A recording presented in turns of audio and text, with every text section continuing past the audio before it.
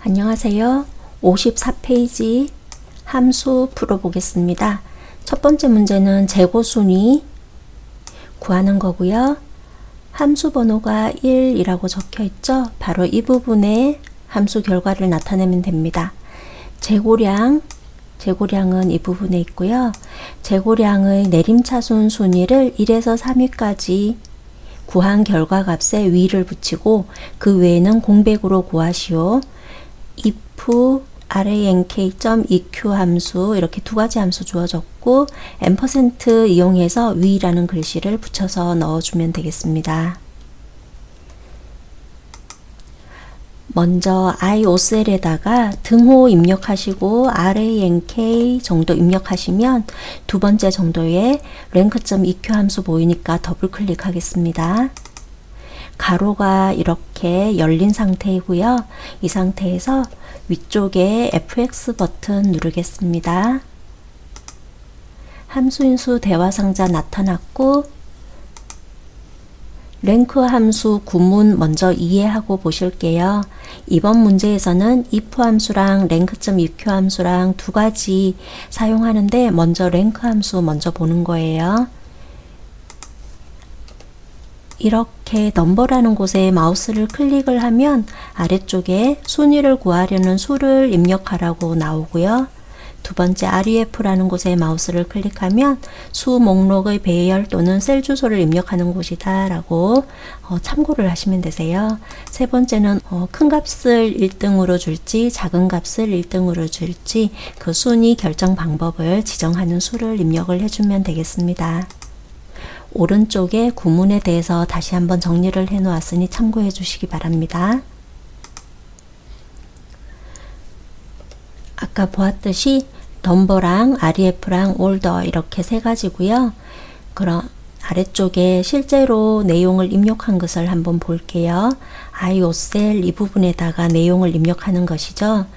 여기다가 내용 입력할 때 등호 입력하고 rank.eq 가로 연 상태에서 맨 처음에 GOCL이라고 되어 있는데 바로 이 부분은 순위를 구하려는 수를 입력하는 곳인데 iOCL에는 뭘 구해 넣어야 되냐 하면 815라는 이 값 815라는 값이 몇 등인지 표시를 하는 거예요. 순위를 구할 수는 여기 815가 되겠죠.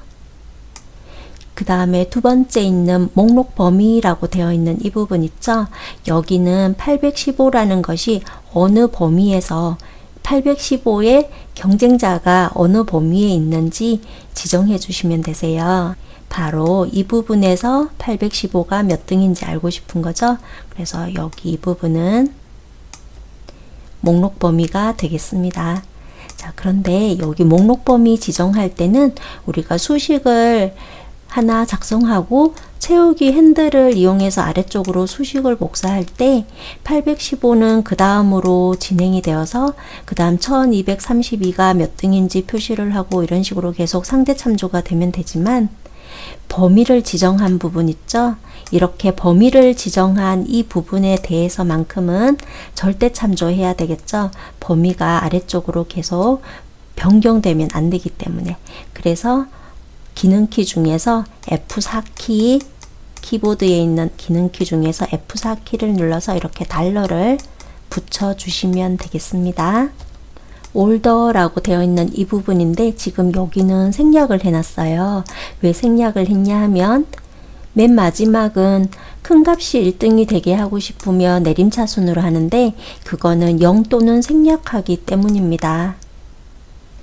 보통 ITQ 엑셀 시험에서는 큰 값이 1등이 되는 경우가 많기도 하고 그다음 일상생활에서 보통 크거나 많으면 1등으로 일반적으로 생각을 하시고 그럴 때에는 0 또는 생략하면 기본값이다 라고 생각하시면 되겠습니다. 그래서 이 부분에 0을 입력했어도 되고 이렇게 생략해도 되는 것입니다. 작은 값이 1등이 되는 경우도 많이 있죠. 예를 들면은 스포츠 경기 같은 경우 빠른 시간 내에 뭔가 완료를 하면 1등이 되잖아요. 100m 달리기 같은 경우. 그래서 그런 경우는 작은 값이 1등이 되니까 그럴 때는 0 아닌 수를 입력하시면 됩니다. 보통은 1 정도 입력하시면은 오름차순으로 돼서 작은 값이 1등이 됩니다. 마지막에 %위라고 적어 놓은 것, 이것은 %는 텍스트 연결 연산자니까 그 뒤쪽에 큰 따옴표 안에 어떤 말을 넣으면 그대로 이어 붙여져서 표시가 되겠습니다. 지금 이 부분에 있는 것처럼 수식을 이곳에다가 입력을 하고 채우기 핸들 이용해서 아래쪽으로 쭉 드래그해서 수식을 복사를 해주시면 지금처럼 이런 결과가 뜨겠습니다. 자, 이런 결과가 뜨는데 문제에서는 1위랑 2위랑 3위 이렇게 세 가지만 표시하고 나머지 부분 있죠? 이렇게 나머지 부분. 이런 부분은 아무것도 표시하지 않고 공백으로 표시하라고 되어 있죠. 그럼 지금까지 말한 것을 실제로 엑셀에 입력해 보겠습니다. 넘버라고 되어 있는 이 부분, 넘버라고 되어 있는 이 부분은 815가 적혀 있는 이 부분을 클릭을 해주고요. G5셀인 거고, 이 부분이 바로 815가 이 부분에 몇 등인지 표시를 하니까 이렇게 찍어 넣어 준 거예요. REF라고 적혀 있는 부분에 마우스를 이렇게 클릭을 해주세요. 그리고 나서 815에서부터 아래쪽 G12셀까지 쭉 드래그를 해줍니다. 랭크 함수에서 중요한 거는 범위를 지정했으면 반드시 절대 참조해 주셔야 합니다. 기능키에서 F4키 한번 누르시면 이렇게 모든 달러가 붙어지게 되겠습니다. 오더라고 되어 있는 이 부분에는 내림차수는 큰 수가 1등 되게 하는 내림차수 구하는 거는 0 또는 생략하는 거죠. 그래서 그냥 생략하겠습니다. 아니면 0이라고 이렇게 입력을 해도 됩니다. 확인 버튼 눌러주고요. 7이라고 나타났고 다시 한번 더블 클릭해서 맨 마지막에다가 %, 입력하고 큰 따옴표 위라고 입력하겠습니다. 큰 따옴표는 항상 열었으면 막아야 합니다. 가로도 항상 열었으면 막아야 하고요. 큰 따옴표도 열었으면 막아야 합니다. 엔터하고 채우기 핸들 마우스를 이렇게 I5셀의 위치를 시키면 오른쪽 아래쪽에 작은 점이 보입니다.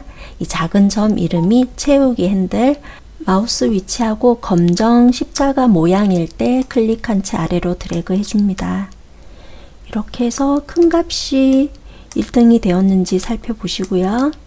이번 문제에서는 랭크 함수 구하고 그 다음에 3위까지만 표시를 해야 되니까 if 함수 한 번 더 나타나줘야 합니다. I5셀을 더블 클릭하시고 R 앞에다가 이렇게 랭크 R 앞에다가 IF 가로 열고까지 하겠습니다. 그리고 FX 한번 누를게요. 자, 이렇게 FX 눌러서 FX 눌러서 제가 지금 if 함수에 대한 거 말씀드리고 싶은데 랭크 함수가 보이는 거예요. 그러면 위쪽에 이렇게 수식 입력줄에서 if를 한번 클릭해 주시면 되세요. 그러면 여기 함수 인수 대화 상자는 if로 바뀌게 되겠습니다. 지금 보이는 것은 if 함수에 대한 간단한 예시입니다. 아주 간단한 예시니까 if 함수 기본을 알고 그 다음에 다른 함수랑 함께 혼합해서 쓸 때 혼동되지 않도록 주의하시면 되겠습니다. if 함수는 지금 여기 상자에서 보셨다시피 로지컬 테스트는 논리식이라고 합니다. 논리식은 뭐냐 하면 true나 false로 판정될 값이나 식이라고 보시면 되겠습니다. 지금 아래쪽에 예시를 적어 놓은 거 이것처럼 24셀은 이 부분인데요. 이거 24셀이 60보다 크거나 같다라는 논리식을 주니까 그것에 대한 답은 맞다 또는 틀리다 이렇게 참 아니면 거짓만 결과가 나타나겠죠. 이런 식을 바로 논리식이라고 보시면 됩니다.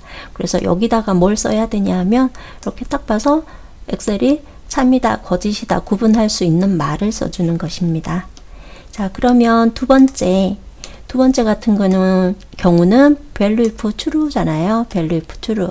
이거는 참인 경우 표시할 값으로 보시면 됩니다. 앞쪽에서 어떤 논리식을 주고 이 논리식이 참인 경우 어떤 값을 나타낼지 이 부분에 적어주시면 그 값이 엑셀에 표현이 되는 것이죠. 그 다음에 세 번째는 또 이렇게 마우스를 클릭을 해보면 value if true잖아요. value if true. 이 부분은 앞쪽에 있었던 이 논리식에서 이 말이 거짓인 경우, false인 경우 나타내야 될 값을 표시를 해주면 되겠습니다. 구문은 간단합니다. 이 간단한 구문에 알맞게 내용을 적어주시면 되는 거예요. 맨 처음에 논리식 주고 그 다음에 참인 경우 표시할 값, 거짓인 경우 표시할 값을 표시하면 됩니다. 아래쪽에 예시 보시겠습니다. 이것은 뭘 푸는 거냐 하면은 판정, 여기 판정 있잖아요. 그러니까 이 부분, 이 판정에 아래와 같이 표시하라고 되어 있어요. 판정에 뭘 표시하고 싶냐면 합격, 불합격을 표시하고 싶은 거예요. 합격, 불합격. 근데 그 합격, 불합격은 평균, 여기 있는 평균이 60점 이상이면 합격, 그렇지 않으면 불합격이죠. 그래서 여기 60이라는 값이 있으니까 이 값이 60보다 크거나 같은 거 맞죠? 딱 60이니까. 그래서 그 값이 참이니까 처음에 보이는 합격이라는 값이 이 부분에 나타나지게 되겠습니다. 두 번째 같은 경우는 평균이 57이니까 57, 그 다음에 크거나 같다 60 이런 논리식이 되는 거죠. 여기 위쪽에서 보면. 그래서 이 값은, 이 논리식은 거짓이죠. 거짓이니까 맨 뒤쪽에 있는 불합격이라는 값이 나타나게 됩니다. 최종적으로 우리가 입력을 해야 될 것을 먼저 살펴보고 그 다음에 입력하도록 할게요. 위쪽에 보이는 거는 아까와 같이 if 구문에 대한 거 설명을 써놓았으니까 참고하시도록 하고요. 아래쪽에 보면 if 함수에 대해서 어디까지가 논리식인지 살펴보면 바로 이 부분, 쉼표가 보이죠? 함수 인수와 인수 사이는 쉼표로 구분하는 겁니다. 또 이 부분의 쉼표. 그래서 if 함수에 대해서 논리식은 이만큼은 뭐냐 하면은 랭크 함수로 값을 구한 그것이 3보다 작거나 같다. 3보다 작거나 같다는 것은 1이나 2나 3이라고 보시면 됩니다. 랭크 함수는 순위를 구하는 거니까 0순위는 없다고 보시고 그 다음 마이너스 1이나 마이너스 2 이런 식으로 음수는 표현되지 않는다고 보셔야 되겠죠. 그래서 3보다 작거나 같으면 1, 2, 3 세 가지가 해당이 되는 것입니다. 자, 이렇게 3보다 작거나 같다 1, 2, 3등인 경우에는 뭘 표시하냐 하면 랭크 함수, 아까 맨 처음에 구해 놓은 거 있죠. 랭크 함수로 구한 그 값을 그대로 표시를 하는 겁니다. 그렇지 않은 경우는 맨 뒤쪽 큰 따옴표 2개만 해놨어요. 큰 따옴표 안에 어떤 말을 넣으면 그 값이, 그 말이 표시가 될 텐데 큰 따옴표 2개, 큰 따옴표 사이에 아무것도 없잖아요. 그러니까 아무것도 없는 공백이 표시가 되는 결과가 되겠습니다. 그럼 이제 직접 입력해 보겠습니다. if 함수 사용하고 이렇게 랭크랑 함께 있을 때에는 함수 인수 대화 상자가 조금 불편할 수도 있으세요. 그치만 이렇게 띄운 상태니까 한번 해볼게요. 할 수 있는 대로.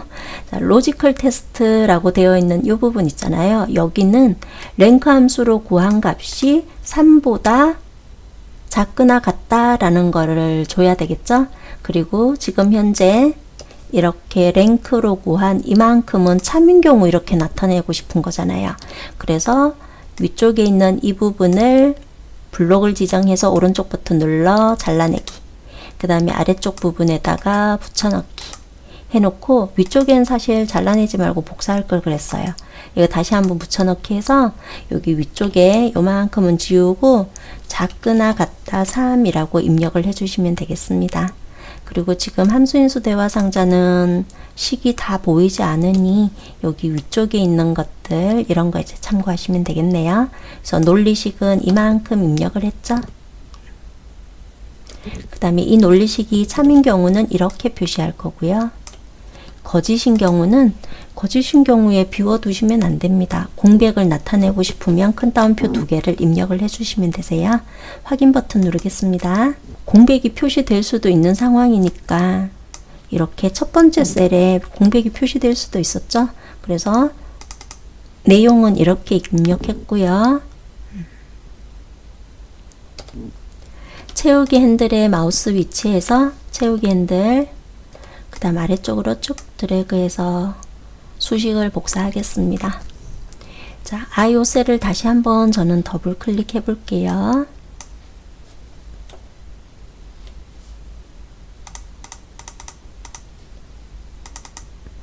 자, 이렇게 한 번 더 더블 클릭을 해 보았는데, 여기에서 중요한 거는 이렇게 범위, 랭크 함수는 범위에 절대 참조를 해줘야지, 안 그러면 맨 처음에 있었던 이 범위가 채우기 핸들로 수식 이렇게 복사를 해 내려가면 아래쪽으로 계속해서 범위가 한 칸씩 또 아래쪽으로 또 한 칸씩 이렇게 내려가게 되잖아요. 그렇게 되면 안 되기 때문에 이렇게 절대 참조하는 거 잊으시면 안 되고요.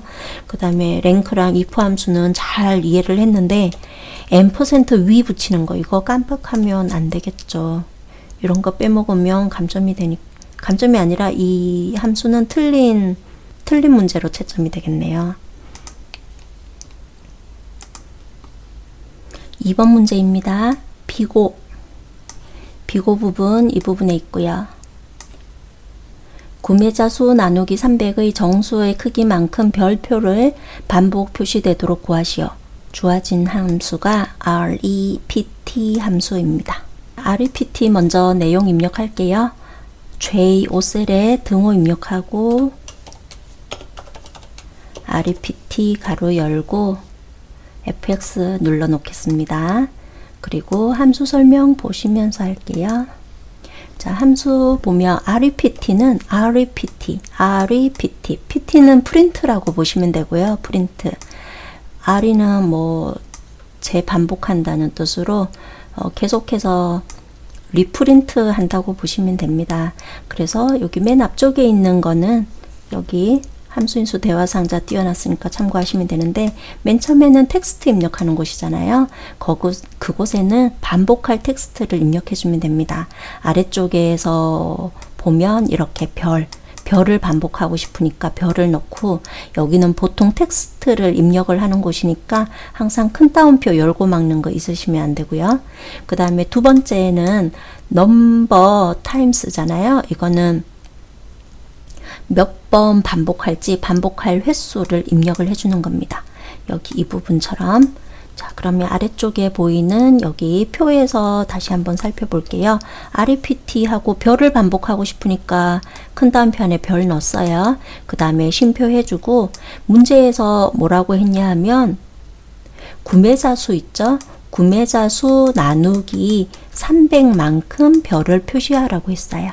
그래, 나누기라는 거는 엑셀에서 슬래시로 표현을 하죠. 그래서 989 나누기 300 이렇게 하면 결과가 3점 얼마 나타날 거잖아요. rept 함수는 기본적으로 정수에 있는 부분만 표시를 해주는 거예요. 뒤쪽에 소수점 이하는 표시를 하지 않고 무시를 하게 됩니다. 자, 그러면 내용을 또 입력해 보겠습니다. 텍스트라고 되어 있는 이 부분에다가 아까 그 특수기호 별을 표시하려면 키보드에서 미음 누르시고 영어로 표시가 되었어요. 지우고 한영키 눌러서 미음 눌러서 한자키, 키보드에서 한자키를 눌러주면 이렇게 특수기호가 표시가 되고, 전 지금 여기에 검정색 별 보이니까 그냥 클릭하면 되는데, 혹시라도 다른 모양을 찾아야 된다면 아래쪽에 화살표 모양 눌러서 이렇게 펼친 다음에 원하는 모양을 찾으시면 되겠습니다. 선택해 주고요. 얘는 여기 함수인수 대화상자에서는 그냥 그 다음 셀 이렇게 클릭하면 문자인 경우는 알아서 큰 따옴표를 넣어주는 거예요. 만약에 셀에다가 그냥 입력할 때는 본인이 알아서 큰 따옴표까지 키보드에서 입력을 해주어야 하고요. 그 다음에 넘버 타임스 있죠? 이곳에다가는 먼저 2호 셀 선택을 해줘야 하고, 2호 셀 선택을 하니까 9개의 별을 찍으려고 결과가 이렇게 쫙 나타났어요. 이러면 안 되고 슬래시 300 이렇게. 자, 확인 버튼 누를게요. 그 다음에 채우기 핸들 이용해서 아래로 쭉 드래그해서 값을 모두 채웠습니다.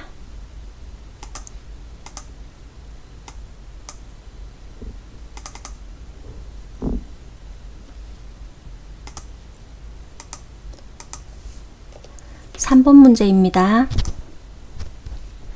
환자식 판매 금액의 평균, 바로 이 부분이네요. 자, 평균 구하는 것인데 sumif 함수하고 countif 함수 이렇게 주어지는 문제가 자주 발생합니다. 평균은 합계 나누기 가지수로 합계해서 가지수로 나누는 거잖아요. 그래서 sumif 함수는 어떤 조건에 맞는 합계를 구해주고요.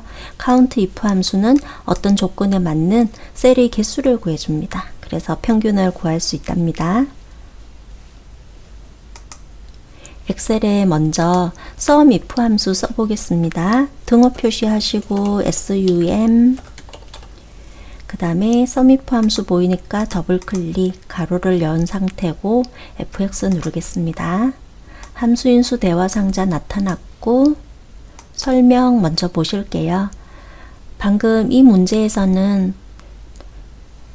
바로 이 부분에서는 평균을 구해야 되는 거긴 하지만 먼저 1단계로 sumif 함수에 대한 거 먼저 보실게요. sumif 함수는 지금 여기 함수인수 대화 상자 보시다시피 range 쉼표하시고 criteria 그 다음에 쉼표하고 그 다음에 sumRange 이렇게 세 가지 구문으로 작성하시면 되세요. 그래서 먼저는 range라는 거는 범위를 지정하시면 되는데 이거는 항상 이거를 세트로 보셔야 되세요. 조건식이 포함된 범위로 보시면 됩니다. 그리고 쉼표 찍고 그 다음엔 조건식 작성하는데 지금 현재 이 문제에서는 환자식의 판매 금액의 평균을 구하라고 되어 있잖아요. 판매 금액은 여기 F열에 있어요. 판매 금액은 이 F열에 있는 지금 이거 평균까지 생각하지 마시고 여기 합계 내는 요 sumif 함수만 먼저 보시는 거예요. 합계를 내는 데 있어서 조건이 있는 거죠. 여기 F열에 있는 이 8개의 셀을 모두 다 합계 구하는 거 아니라 어떤 아이들만 합계 구하냐 하면 옆에 이 부분을 범위를 지정을 해줄 건데 여기서 환자식인 경우 있잖아요. 이렇게 환자식인 경우 이렇게 세 가지인 경우에만 합계를 낸다는 것으로 보시면 됩니다. 그러면 뭐가 더 필요하냐 하면 합계를 내야 될 범위가 더 필요한 거죠. 그래서 맨 마지막은 sumRange, 합계 낼 범위. 여기 F열, 여기가 이 부분에 해당이 되겠고요. 그 다음에 조건식이라고 되어 있는 것이 바로 환자식인지 뭐 보장군지 이런 것들이 되겠죠. 그래서 이게 조건인데 이 조건이라는 말이 어디 있냐면 바로 이 부분에 이 범위에 있잖아요. 그래서 그 범위에 해당되는 조건 범위 여기서 잡아주시면 되겠습니다. sumif 함수만 먼저 한번 작성해 볼게요. sumif 함수 가로 열린 상태고 range라는 거는 어떤 범위 조건에 맞는지 검사할 셀들 조건에 해당되는 조건이라는 조건이 포함된 범위로 보시면 돼요. 조건은 뭐냐 하면 아까 얘기한 것처럼 환자식이라는 것이 조건인 거예요. 그래서 환자식인지 뭔지 되어 있는 그 범위는 바로 여기잖아요. 그래서 이 부분을 D5에서부터 D12까지 블록 지정해 주시고 그 다음에 크라이티어리어는 조건이에요. 크라이티어리어라는 말이 떴다. 그러면 항상 뭔가 조건을 쓰시면 돼요. 뭔가를 한꺼번에 다 해야 되는데 그게 아니라 어떤 조건에 해당되는 것만 해야 되면 그 조건을 여기에다가 쓴다는 거죠. 조건은 바로 환자식이라는 거죠. 방금 이 범위를 여기서 블록을 지정했는데 이 중에서 뭐 어떤 조건이냐 하면 환자식이라는 그 조건이라는 뜻이에요. 자, 문자 입력했지만 그 다음 셀 이렇게 클릭하면 알아서 큰 따옴표가 붙어져 주었습니다. 자, 이 조건이 맞다면 대응되는 그 셀에 어떤 범위에 있는 셀을 합계를 구할까? 지금 현재 sumif 함수 사용하고 있는 중. 그래서 sumrange는 F10, F5에서부터 F12까지를 블록을 지정을 해주면 되겠습니다. 이렇게. 자, 확인 버튼 누를게요. 네, 여기다가 잘못 입력했네요. 자, 이 부분에다가 어찌 입력했냐 하면 바로 판매 금액 이 부분인데요. 여기서 환자식에 관련된 거 이거랑 이렇게 3개 셀 블록을 지정을 해보니 상태 표시줄에 164,000원이라고 잘 표시가 되었어요. 지금 평균 구해야 하지만 먼저 합계를 구했어요. 그러면 그 다음에 할 일은 뭐냐 하면은 나누기를 해주는데 환자식이 이렇게 딱 3가지잖아요. 3이라는 말이 표시가 되게 해주는 거예요. 그 3이라는 말은 어떻게 구하냐 하면 count if 함수를 가지고 범위 지정하고 그 중에서 환자식이라는 글씨가 있는 셀의 개수를 구하라고 함수를 써주면 되겠습니다. 설명 먼저 보고 하실게요. 저는 여기 더블 클릭해서 맨 끝에다가 슬래시, 이게 나누기니까, 그 다음 count if 가로 열고, 이거는 다 스펠링 다 입력할 필요 없고요. 이렇게 몇 글자만 입력하고 보이면 바로 더블 클릭하실 수도 있겠죠. 가로 열린 상태에서 fx 눌러 보겠습니다. 자, 2단계 count if 함수 한 가지만 생각할게요. count는 셀의 개수를 셉니다. 셀의 개수 하나, 둘 이런 식으로 셀의 개수를 세는 건데요. if 함수가 붙었어요. 그래서 count if 함수는 어떤 조건에 알맞는 셀의 개수만 세는 거예요. 얘가 어떻게 생겼냐 하면 이렇게 쉼표 렌지 범위 지정하고 그 범위 중에서 어떤 조건인지 써주는 거예요. 그래가지고 범위는 이 부분을 지정을 한 거죠. 여기서 이 부분을 범위를 지정하고 이 조건 이 범위를 지정했는데 1개, 2개, 3개, 4개, 5, 6, 7, 8 이렇게 다 세는 게 아니라 어떤 조건이냐 하면 환자식이라는 조건. 그래서 여기다가 이렇게 크라이티어리아 부분에다가 환자식이라고 입력해 놨죠. 그러면 여기는 세지 않고 맞구나 하면서 1개 세지 않고 2개, 3개 이렇게 결과가 3개의 셀의 개수를 세는 것이 count if 함수가 되겠습니다. 그러면 엑셀로 되돌아와서 또 입력해 보겠습니다. range라는 부분 있잖아요. 여기 이 부분, 여기는 D5에서부터 D12까지 블록 지정하면 되겠고, 크라이티어리어 이 부분에다가는 환자식이라고 타이핑을 쳐주면 됩니다. 그 다음에 엔터 하겠습니다. 자, 그러면 평균을 구했는데 평균은 뭐 어쨌든 가지수로 나누다 보니까 정수로 똑 떨어지는 경우보다는 이렇게 소수점이 펼쳐질 수도 있겠죠. 그래서 이렇게 count if 함수였고 마지막으로 결과 sum if 함수로 합계 내고 나누기를 count if 함수로 가지수를 내서 평균을 구하게 되었습니다.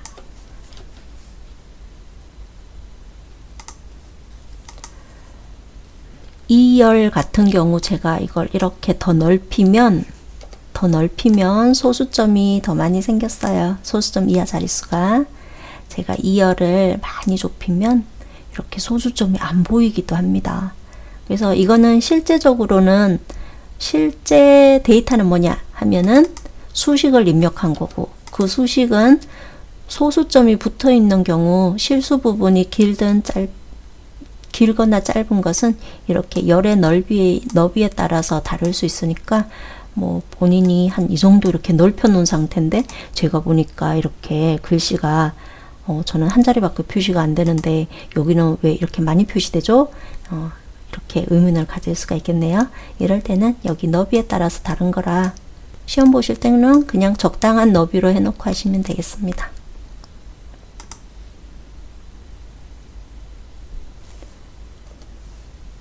4번 문제입니다. 복지용구 구매자 수 합계 구하는 거고요. 어디냐 하면 여기 dsum 함수가 주어졌습니다. 데이터베이스 sum 함수. sum 함수는 합계 구하는 함수잖아요. d가 붙었으면은 조건에 알맞는 데이터에 대해서만 합계를 구하는 것이 dsum 함수가 되겠습니다. 이 14셀에 등호 표시해서 d sum 가로 열고요. fx 눌러 놓을게요. 함수인수 대화 상자가 나타났고, 그 다음 설명 먼저 보실 건데요. 여기 앞에 보이는 D라는 거, 이거는 데이터베이스를 뜻하는 거예요. 데이터베이스. 데이터베이스 개념에 대해서 한 번만 보시고 가실게요. 데이터베이스는 우리가 엑셀에서 표라고 얘기하는 거, 데이터베이스라고 얘기하는 거는 어떤 구성 요소가 필요하냐 하면 이렇게 세로 방향인 거 있죠? 세로 방향인 것을 필드라고 합니다. 그리고 열 컬럼이라고도 합니다. 세로 방향에 대한 맨 위쪽에 있는 셀 있죠? 맨 위쪽에 있는 셀을 필드 이름이라고 합니다. 또는 열 이름 컬럼 네임이라고도 하고요. 열 레이블, 컬럼 레이블이라고도 합니다. 자, 그 다음에 가로로 보이는, 가로로 되어 있는 진짜 데이터 있죠? 이런 데이터를 레코드라고 합니다. 그래서 지금 현재 이 표 같은 경우는 하나, 둘, 셋, 넷, 다섯, 여섯, 일곱, 여덟 개의 레코드로 구성이 되어 있어요. 그 다음에 필드는 하나, 둘, 셋, 넷, 다섯 개의 필드로 구성이 되어 있어요. 자, 데이터베이스라고 한다는 것은 맨 첫 번째 행에 필드 이름이 표시가 되어 있어야 하고요. 그 다음에 이렇게 세로 방향의 필드, 가로 방향의 레코드, 이렇게 세 가지가 갖추어져 있을 때 데이터베이스라고 합니다. 아래쪽에 뭔가 막 요약돼 있고 병합이 돼 있고 셀이 병합, 그런 것들은 데이터베이스 목록으로 넣었을 때는 오류가 생길 수가 있겠습니다. 자, 그리고 데이터베이스는 지금 봤다시피 항상 필드 이름이 포함된다는 거. 그래서 조건식을 작성할 때도 항상 필드 이름을 포함하셔야 됩니다. ITQ 시험에서는 원래 필드 그대로 입력을 해주시면 되세요. 이 부분에다가 필드 이름 말고 다르게 입력하는 것도 있긴 한데, 그거는 ITQ 시험에서 나오지 않으니까 항상 맨 첫 번째 조건식에서 맨 첫 번째 행은 필드 이름이 와야 한다. 그걸 이제 아셔야 하고, 그 다음에 아래쪽에다가 해당되는 조건을 써주시면 되는 겁니다. 지금은 이거 각각의 명칭 살펴보시는 걸로 이해하시면 되고요. 자, 그러면 데이터베이스 함수가 나타나면은 맨 처음에 해야 되는 거는 데이터베이스 표라고 했어요. 데이터베이스. 근데 그 데이터베이스는 항상 필드 이름 포함한 데이터베이스 범위, 표 범위를 블록을 지정을 해주시면 되고요. 두 번째 필드라고 되어 있는 것은 지금 이 함수가 dsum 함수잖아요. sum 함수잖아요. sum 함수. sum 함수는 합계를 내는 거죠. 조건에 알맞는 합계를. 그러면 여기 필드가 제일 주인공인데 이 필드가 바로 합계를 할 필드 이름 또는 열 위치를 표시를 해주면 됩니다. 그 다음에 맨 마지막으로 크라이티어리아라는 말을 자주 나오죠. 이거는 조건식인 거예요. 그래서 아까 보셨다시피 이렇게 필드 이름하고 조건하고 이렇게 맞춰주면 되겠습니다. 자, 그러면 식을 한번 더 살펴볼게요. 여기 dsum 함수 입력한 것에서 데이터베이스라고 했으니까 B4에서부터 H12까지 이렇게 블록을 지정했어요. 여기 J열까지 이렇게 블록 지정하셔도 됩니다. 근데 보통 함수 입력한 이런 부분 있죠. 이런 거는 계산에 포함되지 않도록 ITQ 시험에서 시험 문제가 나오니까 굳이 선택하지 않아도 되겠습니다. 자, 그 다음에 여기 이사셀이라고 되어 있는데 이사셀은 뭐냐 하면은 지금 현재 문제가 뭐냐 하면 복지 용구 구매자 수 합계. 뭐의 합계냐 하면은 구매자 수의 합계. 구매자 수가 어딨냐 하면 이사셀, 여기가 합계를 내는 구간이잖아요. 그래서 거기에 대한 필드 이름을 표시를 한 것이죠. 자, 합계를 할 필드 이름 또는 열 위치. 그래서 여기 이사셀을 이렇게 선택을 해 주어도 되고요.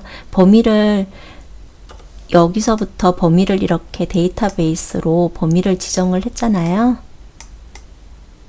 그랬기 때문에 첫 번째, 두 번째, 세 번째, 네 번째 필드다 하고 이곳에다가 4라고 입력을 할 수도 있습니다.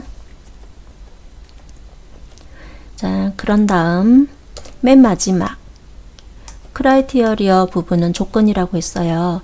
구매자 수에 대해서 몽땅 다 합계를 구하는 게 아니라 어떤 아이들만 구하냐면 복지용구라는 것들만.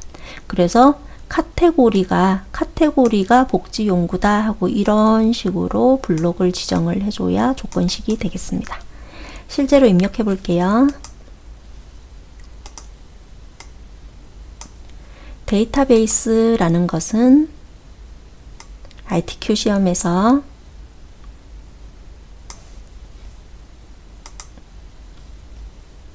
B4에서부터 H12까지 블록 지정하시면은 거의 틀림이 없을 겁니다.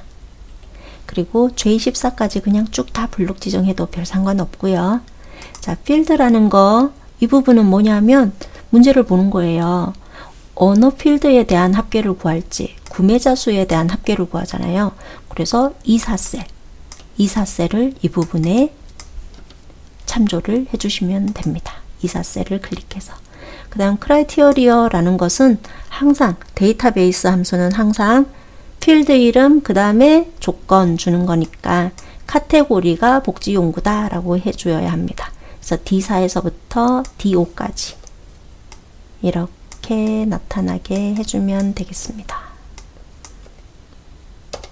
자, 확인 버튼 눌러 보겠습니다. 그러면 2469가 떴는데 구매자 수에서 복지용구 이렇게 두 가지네요. 선택을 해보니 합계가 2469로 잘 표시가 되었습니다.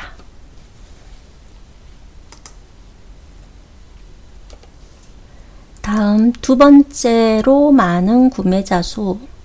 정의된 이름은 구매자 수인데 이것을 이용하여 구하라고 되어 있고요. 주어진 함수는 large 함수. 자, large 함수는 크다라는 뜻인 거죠. 그래서 두 번째로 많은 구매자 수, 큰 순서로 따졌을 때 몇 번째로 큰지를 표시하는 거예요. 먼저 함수를 입력해 볼게요. J13셀에 등호 표시하시고 LA 정도 입력하시면은 이렇게 large 함수 보이니까 더블 클릭, 가로가 열렸고요. fx 눌러 보겠습니다.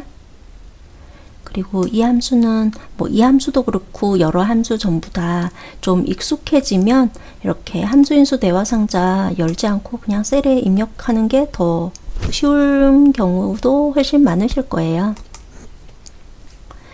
자, 그러면 여기 이 함수 같은 경우는 맨 처음에 array라고 보이잖아요. array는 배열이라는 뜻인데 주로 범위를 지정을 해주시면 되겠습니다.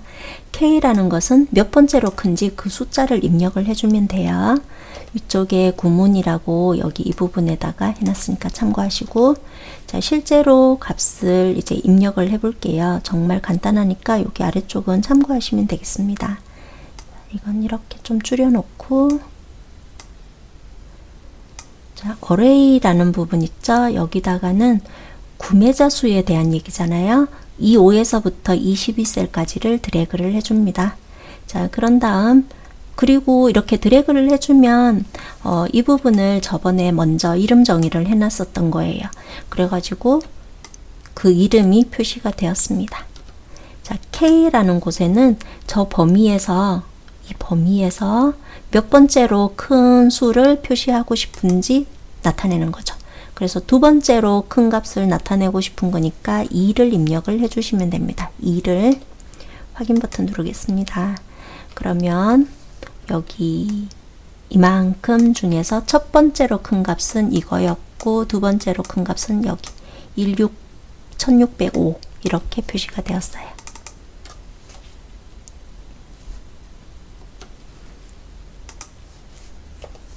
(6번) 문제는 H14셀에서 선택한 상품명에 대한 구매자 수를 구하시어 VLOOKUP 함수 사용하라고 되어 있습니다. VLOOKUP 함수는 정말이지 100% 단골 함수니까 잘 파악해 놓으시면 좋겠습니다. 자, J14셀에 등호 표시하고 VL 정도 입력하시면 VLOOKUP 함수 보니까 클릭하고 가로가 열렸고요. FX 누르겠습니다. 써야 될 구간이 4구간이긴 한데 차례차례 입력해 주면 되겠습니다. 자, 먼저 함수 살펴볼게요. 자, VLOOKUP 함수는 찾는 함수예요.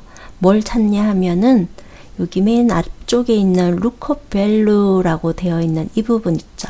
이게 찾을 값인데 우리 여기 시험 문제에서는 어떻게 나오냐 하면 주로 H14셀 H14셀에 있는 이 말을 어디서 찾냐 하면 H14셀에 있는 그 필드가 맨 첫 번째 열이 될 수 있도록 범위를 지정해 주어요. 욕창 뭐 여기에서부터 H10까지 이렇게 블럭을 지정하는 걸로 할게요. 바로 테이블 어레이라는 이 부분이에요. 자, 이 범위는 어떻게 지정했냐 하면 이거 찾는 값 있죠? 찾는 값이 지금 욕창 예방 이건데 얘가 들어있는 그 열이 첫 번째 열이 될 수 있도록 범위를 지정해 주셔야 되세요. VLOOKUP 함수 특성상 맨 첫 번째 열에서만 찾을 값을 찾는답니다. 그래서 B열도 있고 A열도 있고 이렇지만 C열부터 지금은 블록 지정하는 거고, 만약에 상품명 여기에 카테고리가 있다 그러면 D열서부터 블록을 지정을 하셨어야 되는 거예요. 자, 그 다음에 컬럼 인덱스 넘버, 이거는 열 번호인 거예요. 자, 열 번호는 뭐냐 하면은 이렇게 범위를 지정했고 첫 번째 값 같은 경우는 여기서 값을 찾았잖아요. 이 부분이 욕창이 아니라 뭐 성인용 이런 식으로 돼 있다면 한 개, 두 개, 세 개, 네 개 이렇게 찾아오다가 성인용 이렇게 찾게 되는 거고, 그래서 지금은 첫 번째에 바로 보니까 여기에서 열 번호는 표시하고 싶은 게 구매자 수를 표시를 하고 싶으니까 여기가 첫 번째, 두 번째, 세 번째에 있는 열을 표시하고 싶은 거죠. 그래서 3이라고 여기 3이라고 이렇게 입력을 해주는 거예요. 자, 그 다음에 또 하나 보실 것은 렌지 루크업이라는 거. 렌지 루크업이라는 거는 이 값을 정확하게 찾을지 유사하게 찾을지에 대한 얘기인데요. ITQ 시험에서는 항상 정확해 일치 0으로 넣으시면 됩니다. 이건 생략하면 안 되세요. 이거는 반드시 입력을 해야 되세요. 유사일치와 같이 이렇게 뭐 좀 뭔가 허용치가 있어 보이는 이런 것들은 뭔가 생략을 할 수 있는 거다 이렇게 보시고요. 정확하게 뭔가 판단을 해야 되는 그런 것들은 생략하면 안 된다 라고 보시면 됩니다. 0을 반드시 입력을 해주는 거예요. 정확히 일치라는 말은 이렇게 상품명 이렇게 찾아가다가 욕창이라는 말이 있으면 욕창 예방 매트리스라는 말이 있으면 그 말을 정확하게 찾고 대응되는 값을 표시한다 라고 보시면 됩니다. 내용 먼저 입력할게요. 유사일치에 대한 예제는 하나 마련했으니까 조금 이따가 살펴보겠습니다. 자, 그럼 이 부분에서 lookup value라고 있잖아요. lookup value는 우리 ITQ 시험에서는 항상 맨 위쪽 여기서 뭔가를 찾는데 그 찾는 게 뭐냐 이건 거죠. 찾는 값. 이 찾는 값은 항상 H14셀을 넣어주시면 되세요. ITQ 시험 특성상 여기 H14셀 있죠? 여기 lookup value는 거의 이 부분에 해당이 됩니다.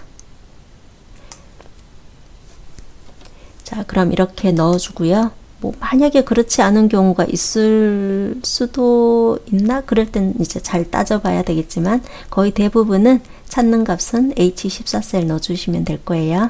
그 다음에 테이블 어레이라는 부분 있죠. 그러면 이 욕창이라는 이 말을 어디서 찾냐 이거예요. 욕창이라는 이 말이 있는 그 열서부터 블록 지정한다고 했죠. C5에서부터 H12셀까지 블록 지정할게요. 왜냐하면 여기 함수 입력한 이 부분을 나타내라 그런 문제는 지금까지 없었어요.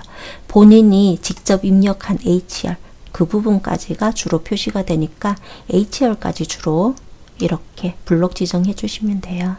ITQ 시험에서 VLOOKUP 함수에 대해서 맨 마지막에 찾는 거 lookup value를 정확히 일치할 때는 0 또는 false를 입력을 해주시면 되고요. 이렇게.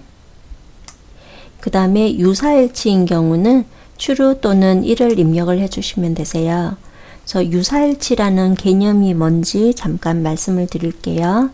유사일치는 지금 여기 대출 가능 금액을 600 이거 지금 모른다고 치고 대출 가능 금액을 표시를 하고 싶은데 이것에 대해서 어떻게 할 거냐 하면 찾는 값은 4,500 여기 찾는 값은 4,500이고 그 다음에 찾아야 될 범위를 이 부분이라고 보시면 됩니다. 자, 그러면 여기에서 대출 가능 금액을 뽑아 와야 되는데 여기가 첫 번째 열이고 여기가 두 번째 열이잖아요. 그래서 여기 2라고 적혀 있어요.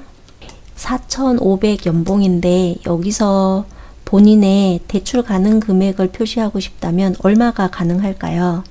이렇게 쭉 찾아서 내려가다가 내 연봉은 5,000원 안 되니까 800만 원 가능? 이거는 안 되는 거죠. 그래서 자기 자신보다 더 큰 값을 만나면 그 이전의 값에 대응되는 값을 표시를 하게 됩니다. 지금 이 상황에서 잘 살펴보면 연봉의 대출 기준표가 연봉이 이렇게 표시가 되어 있지만 내가 4,500이면 이 부분에 4,500 정확하게 찾는다면 대출 가능 금액을 찾아올 수 없겠죠. 두 번째 사람 같은 경우 2,900이 연봉인데 이렇게 찾아가다가 2,900 정확하게 없고 이건 3,000인 사람만 400이다 이렇게 판단하면 안 되겠죠.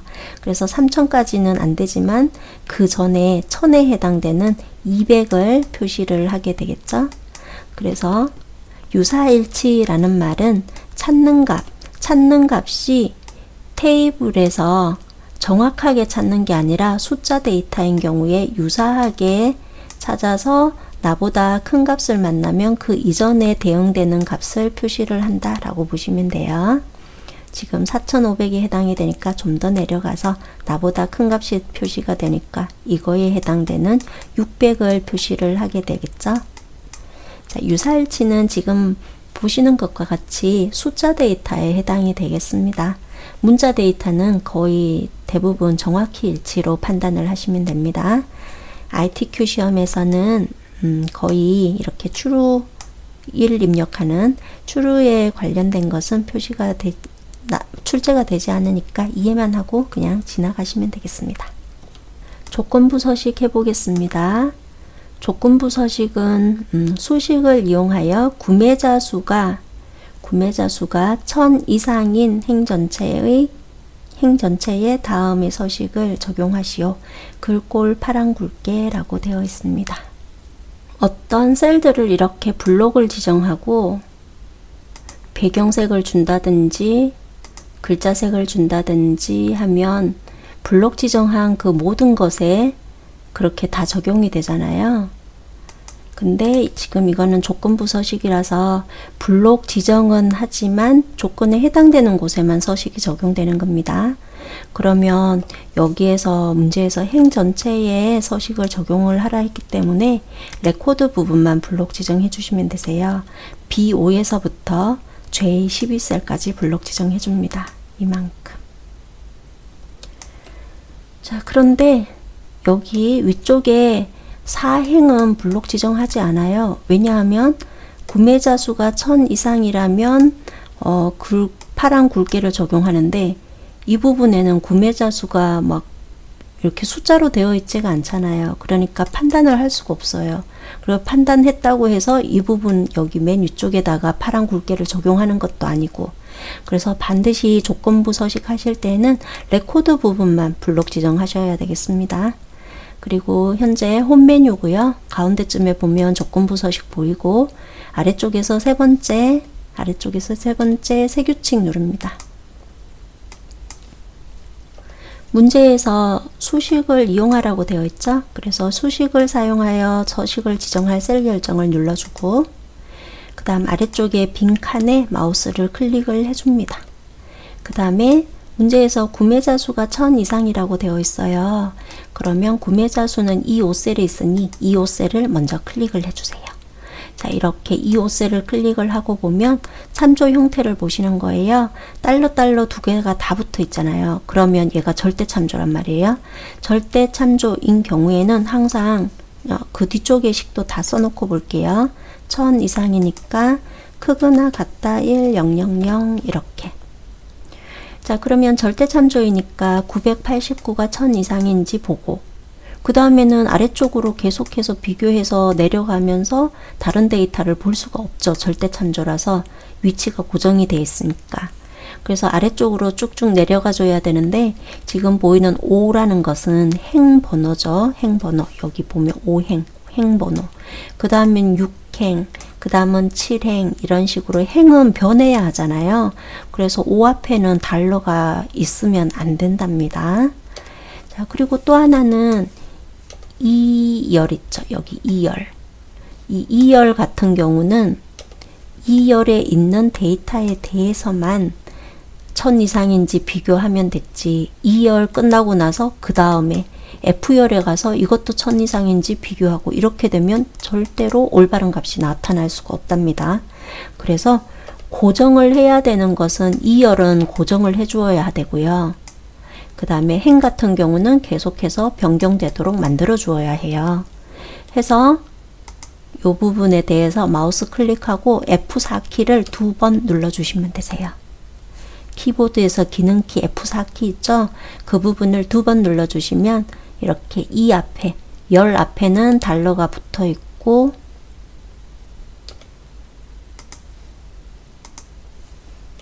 그 다음 행 앞에는 이렇게 달러가 없도록.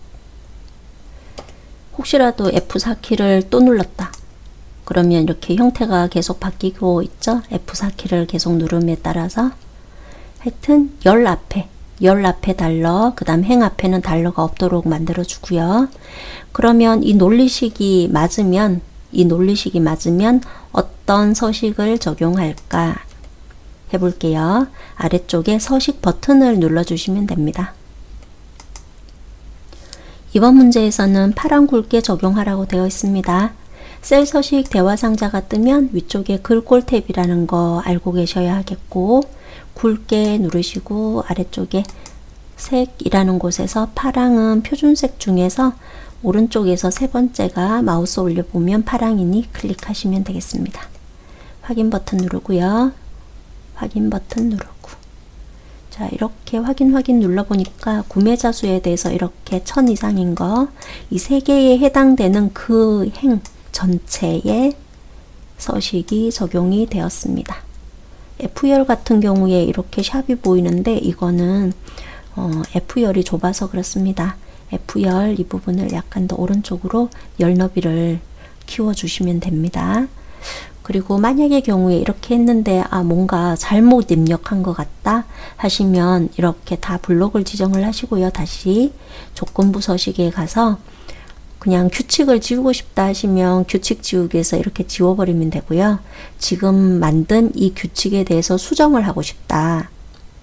그러면 아래쪽에 규칙 관리를 눌러주세요. 그런 다음 여기 이 부분, 이게 방금 만든 규칙이니까 더블 클릭하시면 이렇게 아까 작성하던 그 창이 그대로 떠요. 그래서 1000이 아니라 뭐 다른 거면 다시 입력하고 이런 식으로 수정하시면 되겠습니다. 서식 같은 경우도 서식 버튼 다시 한번 클릭해서 원하는 서식을 잘 지정을 해 넣으시면 됩니다.